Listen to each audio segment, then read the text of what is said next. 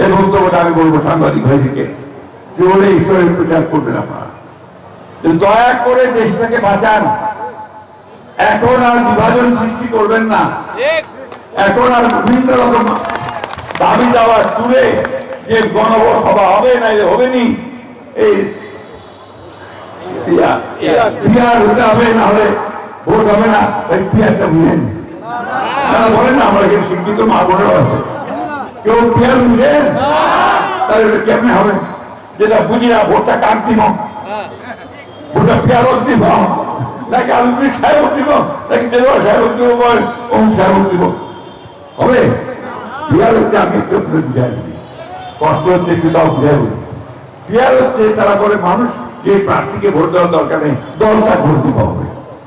তো এই জিনিসগুলো মাথার মধ্যে নিতে হবে। তো পিয়ার ঠিক আছে, পিয়ারের কথা আমরা আলোচনা করি, তর্ক বিতর্ক করি, সেটা পার্লামেন্টে গিয়ে করি।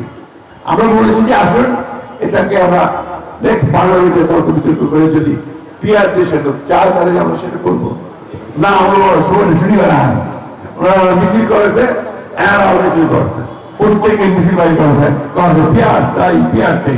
পিয়ারটা কি আমরা কেউ বুঝে দেবে।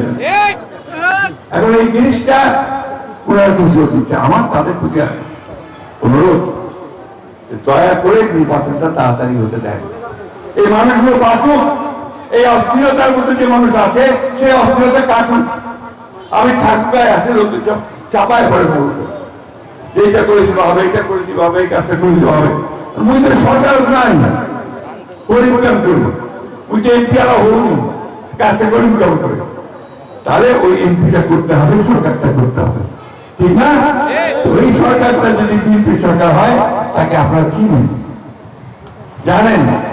সুতরাং অবশ্যই আপনাদের কাছে আমার অনুরোধ থাকবে সঠিক সিদ্ধান্ত নেবেন।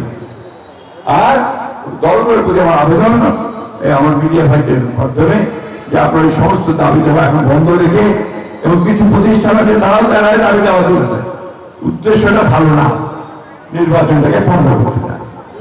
ভাই আমরা তো ভোট দিতে চাই, চান না আপনারা ভোট দিতে? জোরে বলেন তো, হাত তুলে বলেন তো, ভোট চান কিনা? ভোট চান।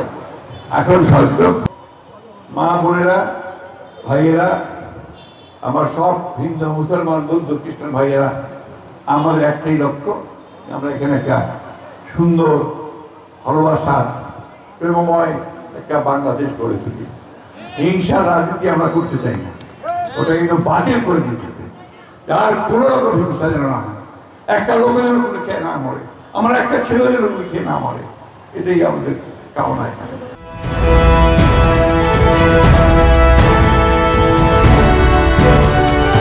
জনতার টিভি, জনগণের আয়না।